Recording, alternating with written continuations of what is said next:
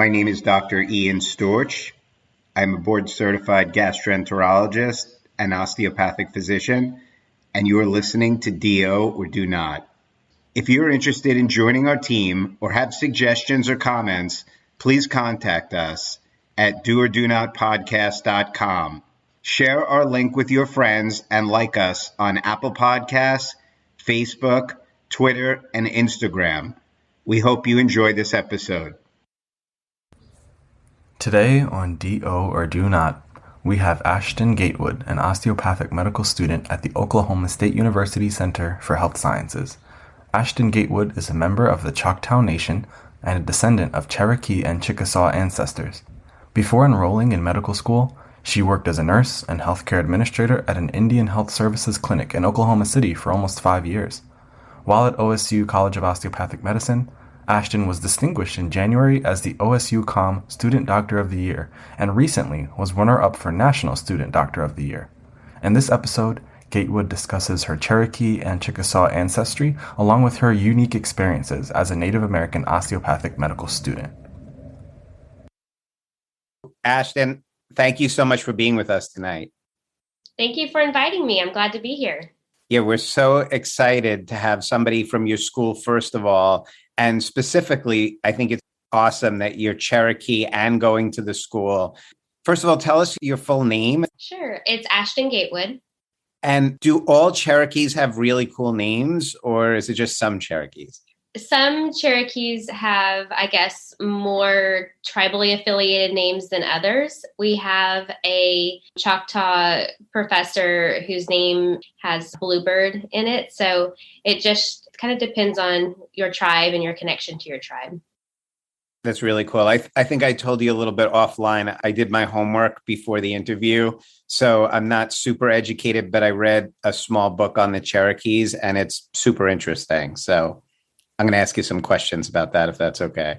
That sounds great. Now, obviously, your journey is your journey, and you don't know what other people are doing. But I think for myself, and I spoke to your dean briefly, and she recommended that you would be a great person to interview, which I think is true. But I think people have this idea that the Cherokee people maybe live in teepees or like silly things like that. So I have two questions, actually. The first question is the area where the Cherokee Nation actually a reservation? And that's a question based on my reading. And the second question is, can you describe a little bit for us, for people that haven't been to Oklahoma, what the area is like? Of course. So as far as the reservation status, I think everyone's probably heard of the recent federal cases that confirmed that the Oklahoma tribes are still, in fact, reservations. They are officially reservations, and we have several large tribes in Oklahoma, as well as many smaller tribes that are scattered throughout the state based on where their land was allotted during the Indian Relocation Act. And the Cherokee Nation is in the top northeast corner of the state, and it's very pretty. It's mountainous as far as Oklahoma goes, being in the Southern Plains, but there are beautiful hills, a lot of rivers. It's very scenic. We have a really beautiful hike by the school called Sparrowhawk Mountain, and there's a little village up at the top, but it's around a bend in the Illinois River where there's a beautiful horseshoe turn, and it's a hike that a lot of the medical students like to take on our weekends off. So it's a very scenic part of the state. I'm Choctaw, Chickasaw, and Cherokee, and those tribes are all scattered on the southern, eastern, and northeastern part of the state. And to me, I think there's a lot of variety in the landscape, and there's a lot of people who do hunting and fishing and camping. So lots of outdoor stuff to do. And now, as far as the actual cities or towns, are they modern? Now, I'm from New York, and I'm actually from a suburb of New York, so I'm not from New York City. But, you know, we have malls and stores and two-story buildings, I guess, are pretty much a standard. Do you think driving through the Cherokee Nation is similar to driving through other parts of Oklahoma or the United States, or different? Cherokee Nation is unique in a lot of ways because Tahlequah, where the school is located, the translation in Cherokee is two is enough. And the story dates back to when three tribal leaders were planning on meeting to make a big decision about the tribe, and only 2 showed up at the right place on time. So they said 2 is enough, and they made the decision. So that's where the Tahlequah town name comes from. And throughout town, all of the signage for the street names, the stop signs, the welcome to town signs, everything is in Cherokee and English, as well as a lot of the university, Eastern State University and the OSU College of Osteopathic Medicine are both in Tahlequah. And all of our signage is in Cherokee and English. So that's definitely unique. And I think something that really helps us all day, every day to know we are in the heart of Cherokee Nation. You never forget, because every stop sign and street sign has everything in Cherokee as well as English. It's a relatively small town, but it is one of the larger towns in the area. So a lot of people come, even from Western Arkansas over to about Fort Smith, will come to Tahlequah especially for healthcare, because Cherokee Nation has such a large healthcare system as far as the tribes are concerned. And the tribal facilities are really state of the art. They have a lot of historical buildings. They have the original courthouse and their heritage center, which is really incredible. And then the medical school itself is top of the line, state of the art. It's really beautiful, as well as the Cherokee Nation Outpatient Health Center that they built a few years ago. It's the length of 2 football fields, and you can hardly see from one into the next. It's so large. It's I think the largest tribal health clinic in the country. So as far as my facilities for medical school and clinical training, it's very modern, very state of the art. As far as the town, it's the small town feel, and the community, they're very welcoming, and you can't go anywhere in town without seeing a majority of Native people. And so for me, that's really nice. It makes me feel like I'm at home. Now, did you grow up in the same town as the school? No, I grew up in a suburb of Oklahoma City, but my mother, she is where I received my tribal heritage. She grew up in Chickasaw country, which is kind of the south central part of the state. So a lot of my family is still in Chickasaw country. Again, I'm just going to go by my small book knowledge. So your father is not Cherokee, is that right? Or no, my father's Caucasian, and he's from a very small town in West Missouri. So both of my parents are from very small towns, and between being Native myself and then having family from small towns, Tahlequah was just a really perfect fit for me. So I read that in the Cherokee culture, actually, you don't have to have both parents Cherokee. You could have any amount of Cherokee and be considered Cherokee. Plus, if you were going to say, if it's on the maternal or paternal side, it's more the maternal side that carries the tie to the Cherokee Nation. Is that right? Yes, that's correct. And that's correct for a lot of the tribes, the Southern Plains tribes and the tribes that have relocated to Oklahoma. So for the tribes to no longer have clan connections, the Cherokee Nation's really held on to its clans pretty well. And there's seven clans. But some of the other tribes that haven't held on to their clans as tightly, you can ask tribal members what their clan is. And if they don't know, you can ask what their grandparents' name is. And then that's how we meet each other and identify each other. So I guess mainstream Caucasian American culture, when you introduce yourself, you may say, this is the town I'm from. This is where I went to college and got my degree. This is where I work. For tribal people, we're more family and tradition focused. So if I was to introduce myself, I would say my name, my clans, who my parents are, who my grandparents are. And that's how we identify, as through our families. Can you introduce yourself for us? Sure. I took a Cherokee course. We actually had a Cherokee language course elective at my medical school. So I learned how to introduce myself in Cherokee, but I can speak more in Choctaw. So in Cherokee, I would say Ashton Gatewood. And in Choctaw, I would say Sohuchifto Ashton Choctaw Sai. And so I've been learning a little bit of each of my tribal languages, and being at OSU College of Medicine has actually helped me to do some of that. That's super cool.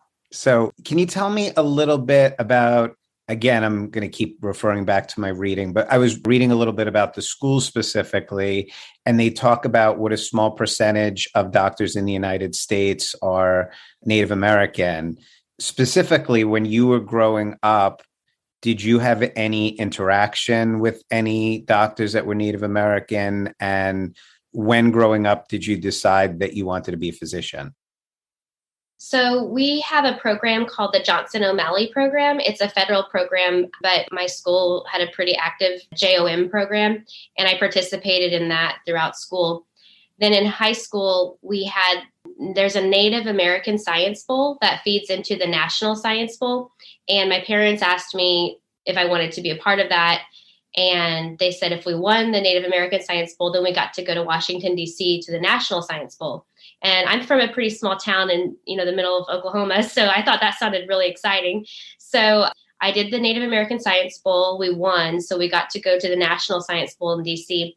And I was just so impressed by the scale of the city and the science and the technology that was being developed, and just so impressed by what I was learning. I wanted to major in science. So when I went to university, I got a scholarship and majored in cell and molecular biology. And while I was there, I had a summer research program through the NARCH program. It's the Native American Research Centers for Health.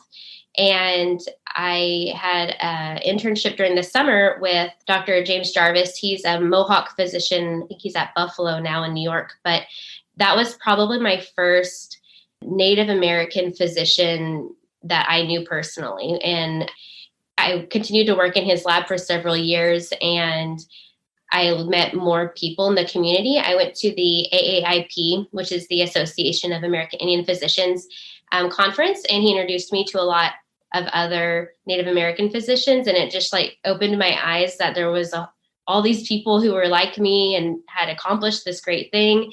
So I was Miss Indian OCU my senior year in college, and I got to promote a platform of health and wellness and speak at a lot of events. And that was another way I got to meet more people from my community that had positions in the medical field and just in higher level positions than I had ever thought that Native people could be in. So getting to come to medical school at a tribal affiliated school was a huge thing for me. It was kind of the best fit for me with my background and my experience. And I think that other students that are from small towns or tribal communities have really found a sense of belonging at the school, and they've really thrived in that environment. First of all, your story is awesome. You sound totally crazy, working hard, and like an A player, I call it. You sound like an A player. So overachiever, A player. It's awesome. And did you always know that you wanted to be a physician, or was it just sort of through this journey? And can you tell me a little bit about that Mohawk doctor from Buffalo? Was he really inspiring to you? Yes, I was interested in science, but I also really like people, and I like helping people and talking to people. And one of my strengths was really bringing people together. And I wanted to do something that was really more person-centered, because when I got deeper into the more math and science courses, where it just wasn't all numbers and it wasn't really life situations anymore, I wasn't as interested. So medicine was a way for me to still get to explore that scientific inquiry and be challenged, but also get to work with people every day and hear their stories. My dad's an engineer and my mom's a teacher. And so I think I probably came by that honestly between the two of them. I'm probably just a combination of their interest. Before coming to medical school, I worked as a public health nurse. So I worked in IHS as a public health nurse for a few years, and I wanted to continue my career. So when I heard about OSU's tribal medical school, I just had to be a part of it. I couldn't think of anything more exciting than being in the inaugural class at the first tribally affiliated medical school. Nothing else sounded exciting after that. So now, did you know what osteopathic medicine was at that point, or how did you feel about the fact that it was an osteopathic school? So I didn't know much about osteopathic medicine because I just had never met a DO physician before. And so I came in really open-minded, and I knew I wanted to be part of the tribal medicine program. And that was the main reason why I reached out to OSU. But then once I found out about the mission and the vision of osteopathic medicine, and I learned about the osteopathic tenets, it was basically exactly the same philosophy that we're taught in both nursing school and in Indian Health Services. And so this just felt like a continuation of my personal beliefs and my personal mission. And it was just a really good fit between the two. And now that I've learned more about osteopathic medicine, I think that the tribes will just love it once they're able to get the students from our school into their clinics and hospitals, because I think the values are going to align so well. I think it's really going to enrich the experience for everyone. So now you're totally, obviously, your whole personal mission is to help people and specifically to help your people.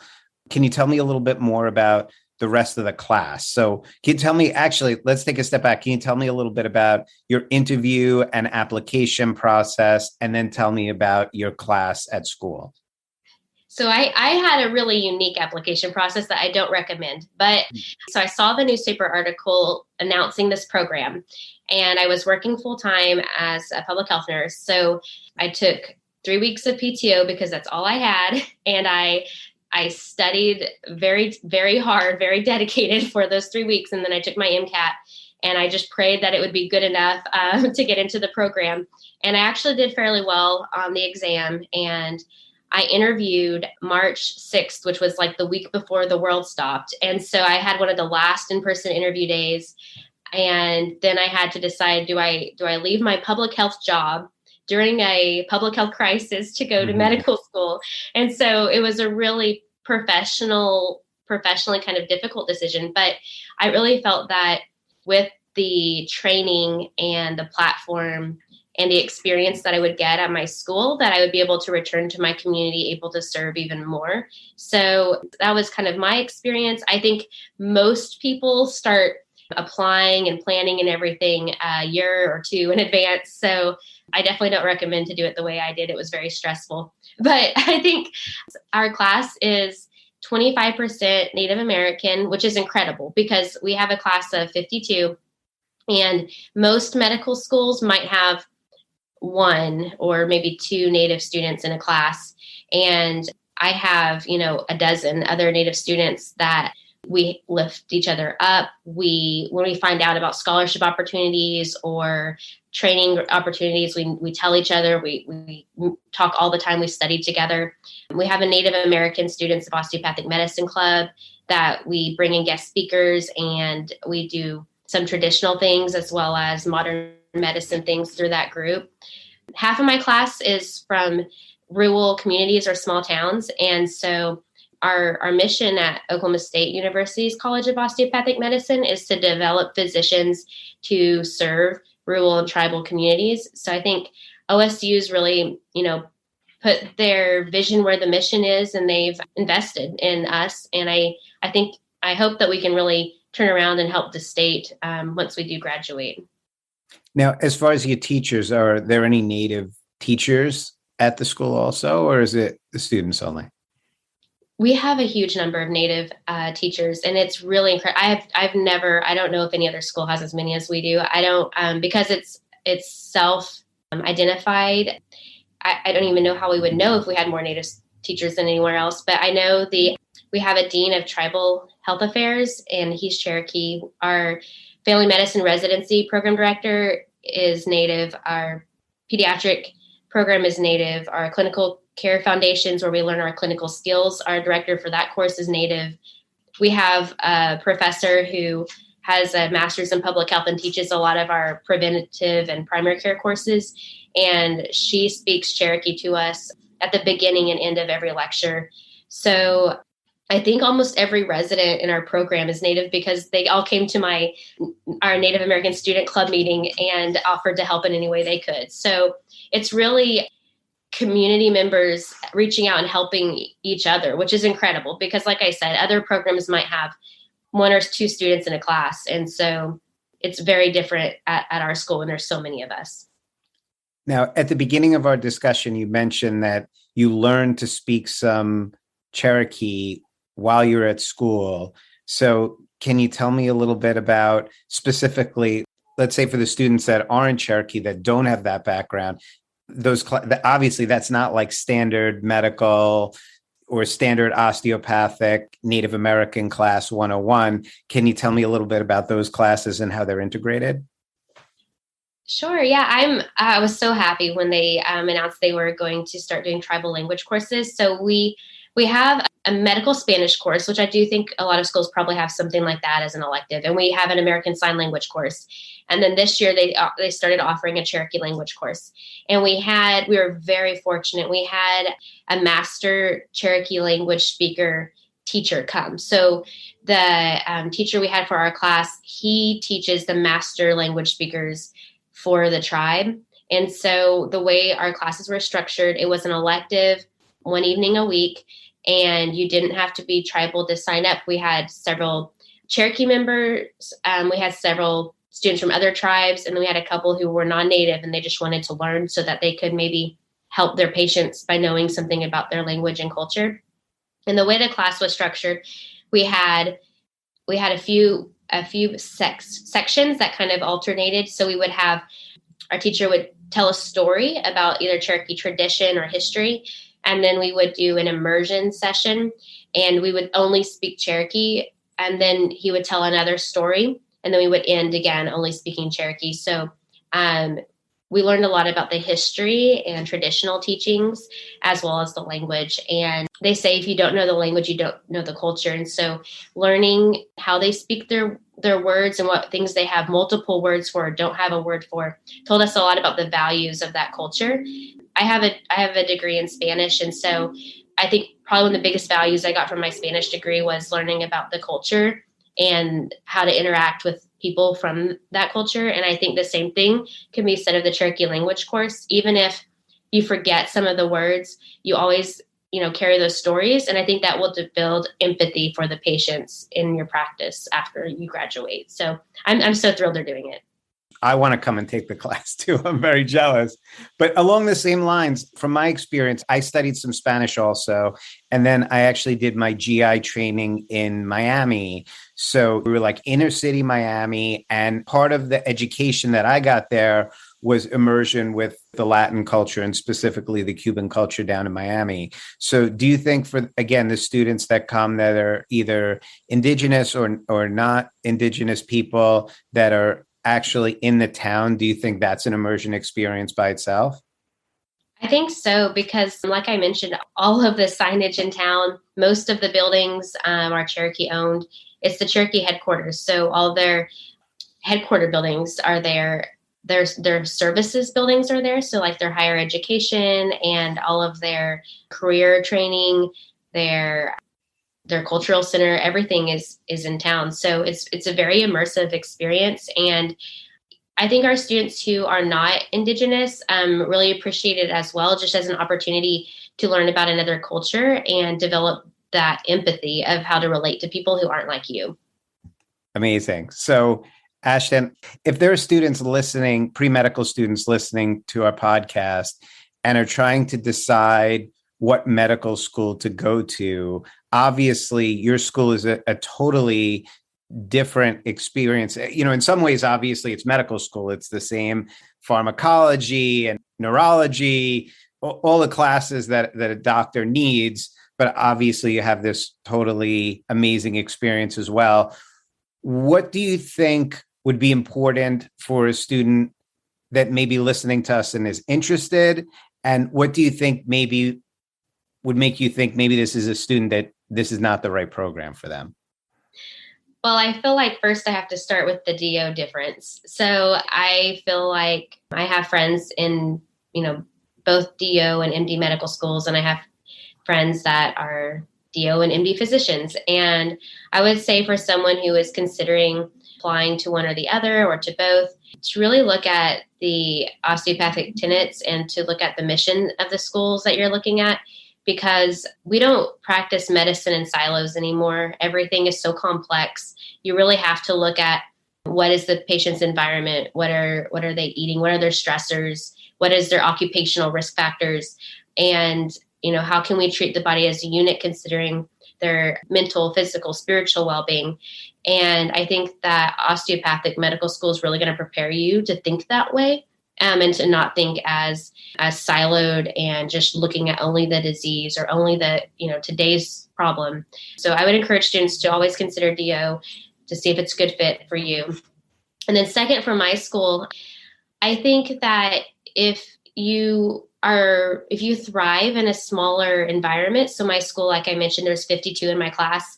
If you really thrive in that smaller environment with more one-on-one time, smaller class sizes, more hands-on clinical skills time. Also, all of our courses are taught by physicians. We don't have upperclassmen or residents teaching. It's all physicians. If you really want that, and for me, I wanted that. I went to Oklahoma City University, which is a small liberal arts school, and I loved that. So if you're from that environment and you thrive in that environment, definitely consider this school. If you want a big metropolitan, big city experience with a class of 200, this is not the place for you. You won't find that, and you probably will not be happy. But we have everything state of the art. We have a full simulation center with labor and delivery. We have emergency. We have pediatrics, adult med surg. We have everything that you would find in a big city hospital setting as far as like skills training. And because we are partnered with the OSU College of Medicine at Tulsa, whenever we need to try to do things on like the Da Vinci robots or some of that really high-end stuff that usually only residents get to use anyway, we have been able to work with the school and arrange transportation back and forth, and it's been no problem. So that's something that's really unique about our school as well, is we do have the big Tulsa campus right, an hour down the street. So you can kind of get a little bit of both by coming to our school. I would advocate to at least check it out and see if it's a good fit for you. Obviously, it is more primary care focused and more rural medicine focused. So we do a lot in preventive practices and how to think within resource, low communities where you might not have specialists and you might not have all of the equipment you might have at a big health system facility. So I think for me, I enjoy that and I like learning those things. But if you're interested in like orthopedics or anesthesiology, I would say you could still thrive and do well at our program. We have students we're the first class, so we haven't matched yet. So I don't know what that looks like for us, but we do have students interested in that are ranked at the top of the class, that are doing well. All of our test scores and our board, we're starting to start our board prep courses, and all of our scores look exactly the same as the Tulsa campus. So I don't think you would get anything less than the same quality of education that you would get at the larger facilities. So Ashton, I have a few more questions, and thank you so much for your time. Like, you're great. So my first question is, I know some schools have, if it's a satellite campus, they have lectures that are from the main campus. Do you have that there? Yes. So we do have technology set up to where we simulcast lectures, and our faculty have been really great about, we almost alternate, because 2/3 of the class is in Tulsa and 1/3 is in Tahlequah. About that proportion of lectures are in person at each campus. And we have students who maybe live halfway between the campuses. And if they're doing research at the Tulsa campus, or if they have a club meeting at the Tahlequah campus, sometimes they'll go back and forth. And that's a thing that a lot of students have found works for them. With our campuses, we have high-speed internet. We never have connection issues. And each student spot in the lecture hall is equipped with a touch action mic, and it will actually zoom in on you and turn the mic on when you push a button to ask a question or make a response to a lecture. And they've thought of everything, even down to each spot in the lecture hall has a plugin that has like the computer plugin plus a USB plugin plus like the other fancy plugin. And so they've really thought about technology in designing our school. So, and I think with COVID, most students are probably used to remote learning at this point, but they do go back and forth to each campus. So you are able to ask professors in-person questions, and they do have office hours at each campus site as well. Ashton, my next question is, for my students, I always ask sort of a loaded question. So I'm going to ask you my loaded question without it being loaded.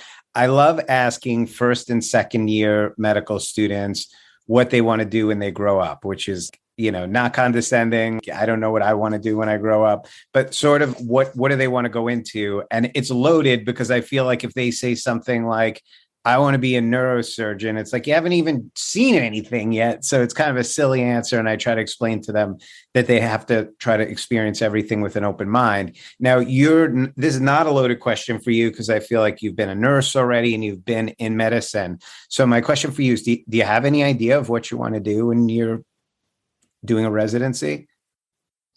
I know I like a lot of variety in my day. And so I really am passionate about, in nursing, we call it maternal child health, but in medicine, we call it, OBGYN and pediatrics. And so I'm considering doing a family medicine program that has really good training opportunities in OB and pediatrics. And I've started to look into some of the combined programs where you can do preventive medicine and family medicine.